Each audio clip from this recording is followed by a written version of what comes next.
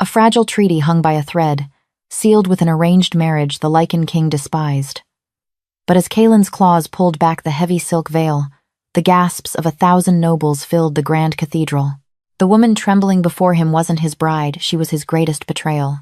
The northern wastes were unforgiving, a realm of jagged ice, howling winds, and towering pines that seemed to pierce the gray underbelly of the sky. Here, high within the black stone walls of Ironhold Keep, King Kaelin stood upon his balcony, letting the bitter frost bite at his bare chest. He was a terrifying figure of a man, standing just shy of 7 feet even outside his wolf form, with shoulders broad enough to carry the weight of his fractured kingdom. Scars silvered and jagged mapped his torso, each telling a violent story of the War of the Red Moon. Today, he was to acquire another scar, though this one would be invisible. Today, the giant Lycan king was taking a wife. "You look as though you are marching to the gallows, rather than the altar, my king." A deep voice rumbled from the shadows of the bedchamber. Kaelin turned slowly. His beta, Silas, stood near the roaring hearth, holding a ceremonial tunic woven of deep crimson and gold. Silas was a formidable warrior in his own right, but next to Kaelin's sheer, imposing mass, he looked almost ordinary. A gallows would be quicker. "Silas," Kaelin grumbled, his voice a low, gravelly timbre that vibrated in his broad chest. He stepped back into the chamber, snatching the tunic and pulling it over his head with a frustrated grunt. The fabric was spun by southern weavers, delicate and suffocating. It smelled of lavender and foreign spices, masking the comforting scent of wood smoke and pine he was accustomed to. "Lord Cedric of Aethelgard offers me a peace treaty wrapped in white silk. We both know it is a cage. A cage that secures the border," Silas reminded him gently, adjusting the heavy fur mantle over Kaelin's shoulders. "The southern humans have exhausted our packs. We have lost too many alphas, too many pups. Marrying Lady Genevieve secures the silver mines of Aethelgard and guarantees 3 decades of undisputed peace. It is a sacrifice of pride for the survival of our kind." Kaelin's jaw tightened. He knew the politics. He had signed the parchment in his own blood. Lady Genevieve of House Aethelgard was renowned throughout the mortal realms as the Pearl of the South. Songs were sung of her golden hair, her porcelain skin, and her refined grace. But Kaelin's spies had brought back other tales. They spoke of a spoiled, cruel aristocrat who referred to Lycans as feral mongrels and wore cloaks fashioned from wolf pelts. He was binding his soul to a woman who loathed his very existence, all to keep the southern armies from marching on Ironhold. "Has the human delegation arrived?" Kaelin asked, moving toward the heavy oak doors of his chamber. "They entered the lower courtyard an hour ago," Silas replied, falling into step beside him. Lord Cedric rode at the vanguard. The carriage was heavily guarded. A dozen armored knights, Bishop Aldous, and handmaidens. They hurried the bride straight to the cathedral chambers. "Cedric claims she is fatigued from the long journey through the snow. Or she is weeping over her tragic fate of marrying a beast," Kaelin sneered. As they walked through the winding, torch-lit corridors of the keep, Kaelin's heightened senses picked up the subtle shifts in his home. Ironhold was usually a fortress of boisterous laughter, the clashing of steel, and the rich scents of roasting meat. Today, it was stiflingly formal. Lycan warriors stood stiffly in polished armor, forcing themselves to be polite to the powdered, perfumed human nobles who looked at them with thinly veiled disgust. Kaelin's inner wolf paced restlessly against his ribs. The beast within him wanted to tear off the suffocating crimson tunic, shift into his 9-foot, midnight black Lycan form, and run into the blizzard until his lungs burned. The wolf did not understand politics. The wolf only understood mates, blood, and territory. And the wolf was vehemently rejecting the idea of claiming a pampered human who stank of arrogance.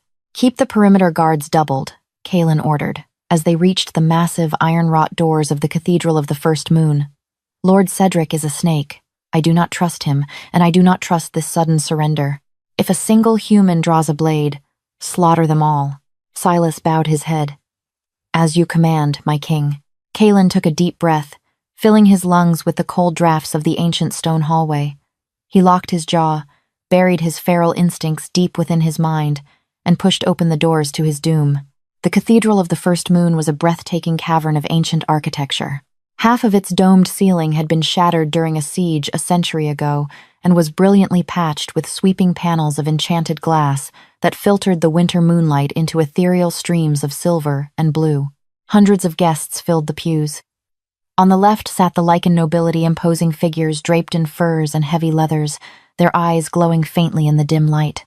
On the right sat the human delegation from Athelgard, adorned in vibrant velvets, gold chains, and powdered wigs, looking nervously across the aisle as though the Lycans might leap over the wooden benches and devour them. At the altar stood Bishop Aldous, an elderly human dripping in ceremonial robes, clutching a holy text with trembling hands. Beside him stood Lord Cedric, the architect of this treaty. Cedric was a slender, sharp-featured man with cold, calculating gray eyes. He offered Kaelin a tight, practiced smile as the Lycan king ascended the dais. Kaelin did not return the smile. He stood towering over the humans, a monolithic pillar of muscle and dark fury, his hands clasped behind his back.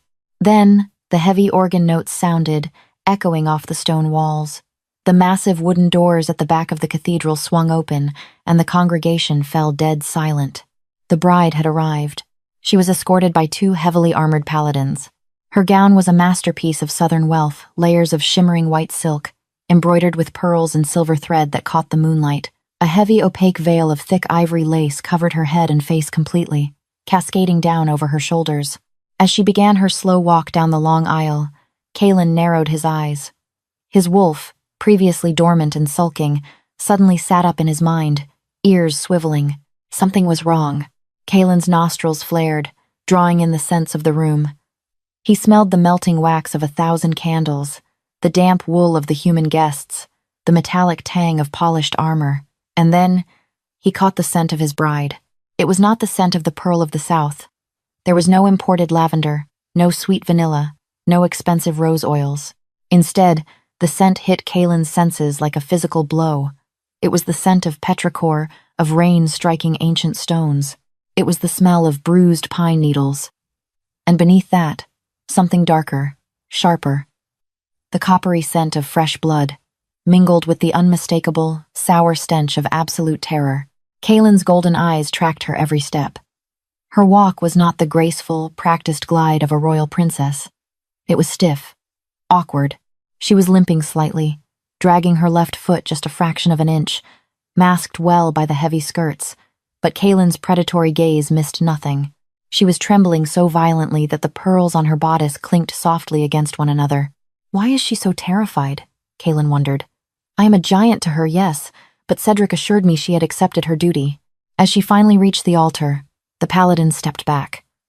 The bride stood before Kaelin, the top of her veiled head barely reaching his chest. He could hear her heartbeat. It was a frantic, erratic drum solo against her ribs, like a trapped bird battering itself against a cage.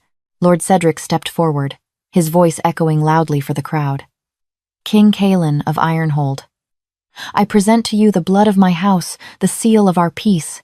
By the old gods and the new, we bind our lands together. Bishop Aldous began to speak, his voice droning on in ancient Latin recitations, blessing the union, speaking of unity and sacrifice. Kaelin heard none of it. His focus was entirely on the woman shivering before him. The scent was intoxicating him. The rain and pine. It was clawing at the back of his mind, dragging forward memories he had buried deep in the snows of his past. 8 years ago, a dungeon in the south, chained with silver hooks that burned his flesh. A human girl, barely more than a child, smelling of rain and pine, slipping the keys into his bloody hands before the guards caught her. No, Kaelin thought, his chest tightening. Impossible. King Kaelin, Bishop Aldous said, pulling Kaelin from his thoughts. The cathedral was dead silent. Everyone was waiting. You may lift the veil and claim your bride. Kaelin looked down. Slowly, he reached out his massive, scarred hand. His large fingers, tipped with dull claws, caught the edge of the heavy ivory lace. He lifted it. The fabric folded back, and Kaelin stopped breathing. It was not Lady Genevieve. There was no golden hair, no porcelain skin. Staring up at him with wide, terrified hazel eyes was a woman with chopped, jaggedly cut dark brown hair. Her face was gaunt, hollowed out by starvation, and a fresh, purple-yellow bruise bloomed angrily along her left jawline. But what made Kaelin's blood run entirely cold was the mark on her collarbone, exposed by the low cut of the wedding gown. It was a jagged silver burn, the branding iron of a traitor. It was her, the servant girl from the dungeon, the one who had saved his life. Beatrice. She wasn't dead. But she was broken. Please, Beatrice whispered, her voice so raspy and quiet that only his Lycan ears could catch it. A single tear tracked through the powder they had painted on her bruised face. Please, just kill me quickly. Don't let them take me back. The pieces fell into place with sickening speed. Cedric had not brought his prized daughter. He had brought a disgraced servant, a branded traitor, dressed in royal finery. It was a calculated, devastating insult. Cedric wanted Kaelin to lift the veil, see the imposter, and tear her throat out in front of the human delegation. It would frame the Lycan king as a savage monster who murdered his bride at the altar, nullifying the treaty and giving the human armies the righteous cause they needed to launch a holy war. A collective gasp swept through the human nobles in the pews as they recognized the switch. Whispers erupted into panicked shouts. The Lycan warriors gripped the hilts of their swords, sensing the deception. "What is the meaning of this?" Bishop Aldous shrieked, dropping his holy book. Lord Cedric drew his sword, acting with feigned, theatrical outrage. "Treachery! The beast has used dark magic. This is not my daughter. He has swapped her to insult our crown." The cathedral erupted. The paladins drew their weapons, the sharp ring of steel echoing off the glass ceiling. Silas and the Lycan guard instantly shifted, their bones cracking as they transformed into massive, snarling wolves, barring the doors. Cedric pointed his blade directly at Kaelin. "Kill the imposter! Kill the beast!" Beatrice flinched, curling in on herself and shutting her eyes tightly, waiting for the massive claws of the Lycan king to end her miserable existence, just as Cedric had planned. But the blow never came. Instead, a deafening, earth-shaking roar tore from Kaelin's throat. It was not a roar of political outrage. It was the possessive, world-ending bellow of an alpha who had just found his mate. Kaelin stepped forward, shielding Beatrice's fragile body entirely behind his massive frame. His eyes bled from their natural hazel into a glowing, luminescent gold. The air in the cathedral grew suffocatingly heavy, the sheer pressure of his alpha aura forcing several human nobles to their knees. "Sheathe your swords," Kaelin commanded, his voice dark, echoing with the demonic resonance of his inner beast. He looked directly at Lord Cedric, a terrifying, predatory smile exposing his elongated fangs. "There is no imposter, Lord Cedric. You have delivered exactly what was promised. A bride." Cedric's smug expression faltered, the color draining from his face. "You cannot be serious. She is a branded wretch." "She," Kaelin interrupted, his voice echoing like thunder, "is the Queen of Ironhold. And if any man in this room speaks of her with disrespect again, I will personally wear his spine as a necklace." The silence that followed Kaelin's declaration was absolute, heavy enough to crush bone. The human nobles were frozen, their powdered faces stark white against the dim, silver-lit backdrop of the cathedral. Lord Cedric's sword trembled in his grip. The trap he had so meticulously laid, the trap designed to paint the giant Lycan king as a bloodthirsty monster and ignite a holy crusade, had just snapped shut on his own leg. "You accept this creature as your queen?" Cedric stammered, the calculated smoothness of his voice entirely shattered. "King Kaelin, she is a peasant, a condemned traitor to the crown of Ethelgard. The treaty demands the blood of my house." Kaelin's lips curled, exposing teeth that were far too sharp for a human mouth. "The treaty, Lord Cedric, demands a bride from Ethelgard. You presented her at the altar. You surrendered her to my territory. By the ancient laws of the North, she is mine. And by the laws of your own southern god, we are gathered in his house to witness it." Kaelin turned his massive, imposing frame toward the trembling Bishop Aldous, who looked as though he might faint into the baptismal font. "Read the vows, Bishop. Now." The elderly man swallowed hard, his eyes darting frantically to Cedric, who gave a defeated shake of his head. The humans were surrounded. The heavy iron doors were blocked by Silas and a dozen Lycan guards, their half-shifted forms bristling with lethal intent. There would be no slaughter today, only the bitter pill of a failed conspiracy. With a violently shaking hand, Bishop Aldous reopened his holy text. The words of binding were rushed, stumbling from his lips in a panicked whisper. Throughout the shortened ceremony, Beatrice did not move. She stood rigid, her eyes fixed on the cold stone floor, bracing herself for the moment the giant beast beside her would tire of his political game and snap her neck. She was a pawn, a lamb dressed in stolen silk, sent to the slaughterhouse by a lord who despised her. "I pronounce you bound," the bishop choked out finally. "King and queen, get out," Kaelin commanded, his voice a low, terrifying rumble that vibrated through the floorboards. He did not look at Cedric. Leave my territory before the sun rises. If a single wagon bearing the crest of Aethelgard remains within the borders of the northern wastes by dawn, I will consider it an act of war, and I will hunt you down myself." Cedric sheathed his sword with a sharp, angry clatter.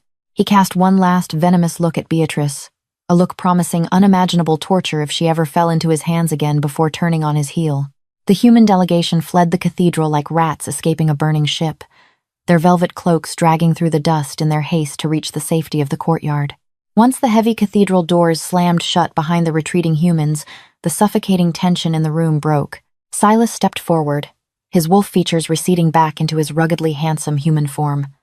He looked at Kaelin, then at the trembling woman in the white gown. "My king," Silas began cautiously. "They attempted to humiliate us.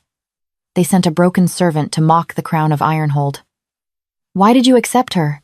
Kaelin did not answer his beta immediately. Instead, he turned his full attention to Beatrice. She flinched violently as his shadow fell over her, wrapping her arms around her own frail torso. Up close, the damage Cedric's men had inflicted upon her was sickeningly apparent. The jagged brand on her collarbone was infected, the skin around it an angry, inflamed crimson. She was severely malnourished, her cheekbones sharp enough to cut glass, and she smelled faintly of damp dungeon straw beneath the heavy perfume. "Silas," Kaelin said softly, a tone his beta had never heard the monstrous alpha use. "Summon Lady Eleanor, the pack's head physician. Have her bring the rarest healing salves we possess, and prepare the royal chambers. Ensure the hearth is roaring." Without waiting for a response, Kaelin moved closer to Beatrice. She squeezed her eyes shut, a tiny, broken sob escaping her chapped lips. "I am sorry," she whispered, her voice cracking. "I am sorry. I did not want to deceive you. Lord Cedric pulled me from the dark cells. They beat me. They dressed me in Lady Genevieve's clothes. He told me that when you saw my brand, you would tear me apart. Please, just make it fast." Kaelin felt a murderous rage flare within his chest, a roaring inferno that demanded he chase down Cedric's carriage and tear the Southern Lord limb from limb. He forced his alpha aura down, locking the beast away behind iron walls of willpower. He could not afford to frighten her any further. Slowly, carefully, Kaelin knelt on the cold stone floor. Even on his knees, he was nearly eye level with her. He reached out, his massive hands that had snapped the spines of enemy warlords moving with agonizing gentleness. He did not touch her skin, sensing her terror, but instead gently took the heavy, suffocating ivory veil that had fallen around her shoulders and pulled it entirely away. "Look at me," he commanded softly. Beatrice hesitated, her breath catching in her throat, before slowly opening her hazel eyes. She looked into the face of the monster she had been told would devour her, but there was no malice in Kaelin's golden eyes. There was only profound, aching recognition. 8 years ago, Kaelin began, his voice thick with emotion, in the southern province of Oakhaven. The armies of the Plantagenet line had captured a Lycan scout. They chained him to the walls of the deepest keep with hooks forged of pure silver. They starved him, beat him, and left him to rot in the dark. Beatrice's breath hitched. Her eyes widened fractionally as she stared at the scars tracing Kaelin's jawline. "The guards drank themselves into a stupor one evening," Kaelin continued, leaning closer, his gaze locked onto hers. "A scullery made a child. Really, no more than 16 winters old, snuck past the iron gates. She smelled of rain and bruised pine needles. She had stolen the jailer's keys. She unlocked the silver hooks that were burning through my flesh, burning her own hands on the metal in the process." Beatrice subconsciously curled her fingers inward, hiding the shiny, faded burn scars that covered her palms. "I told her to run," Kaelin whispered, his voice cracking. "I told her they would kill her for helping a beast. She looked at me and said, 'No living thing deserves to die in the dark.' I escaped that night.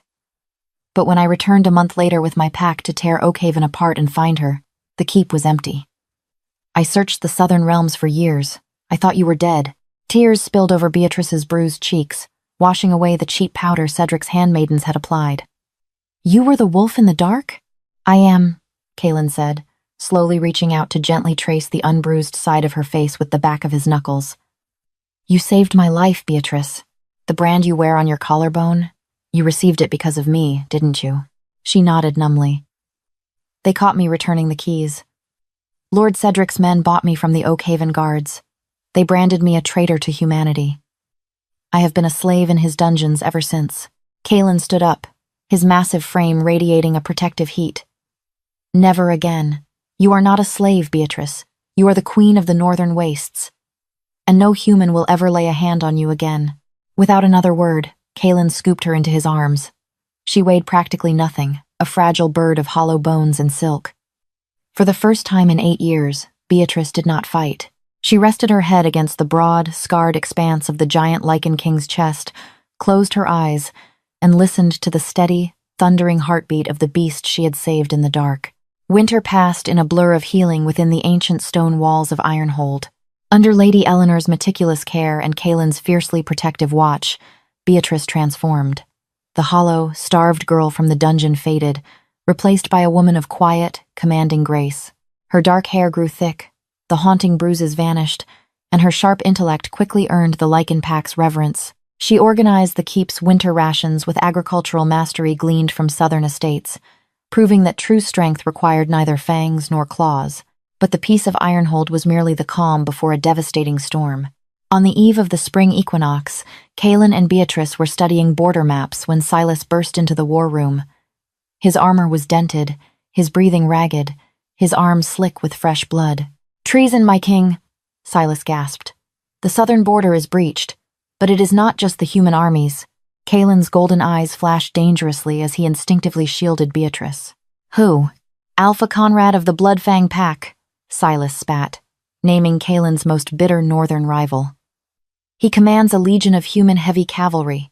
The vanguard flies the golden banners of House Aethelgard, and our scouts report a woman leading them alongside Conrad. Lady Genevieve." The puzzle clicked violently into place. Cedric's plan in the cathedral hadn't just been an insult, it was a calculated distraction. While Cedric presented Beatrice at the altar to stall the Lycan King, his true daughter had ridden west to forge a dark alliance with Alpha Conrad. Together, they planned to assassinate Kaelin, wipe out the Ironhold Pack, and divide the northern wastes. Conrad would claim the territory, and Aethelgard would secure the silver mines. "They are less than a league away," Silas warned. "They intend to lay siege tonight." Kaelin turned to Beatrice, the gentle husband vanishing, replaced entirely by the warlord of the north. "Stay in the inner sanctum. Lock the iron doors." "No," Beatrice said, her voice cutting through the rising panic. It was not a plea. It was a command. Kaelin paused, staring down at his fragile mate. "Beatrice, Conrad's wolves are merciless. And I know the Aethelgard cavalry better than anyone," she countered, her hazel eyes blazing with defiant light. "I washed their armor.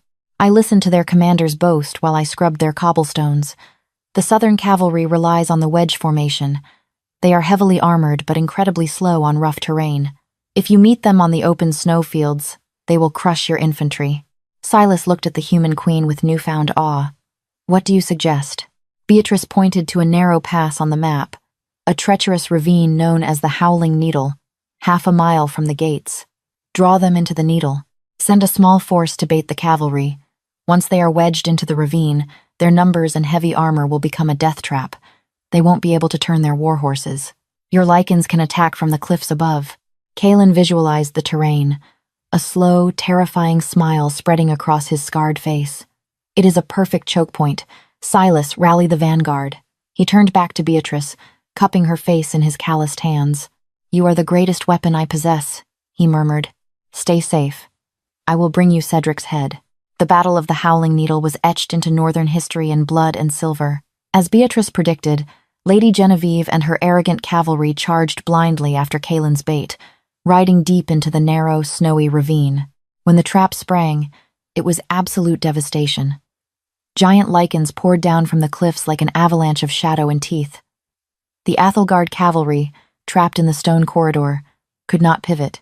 Their heavy armor merely dragged them down into the freezing mud. In the center of the carnage, Kaelin, fully shifted into his monstrous alpha form, tore through the enemy ranks.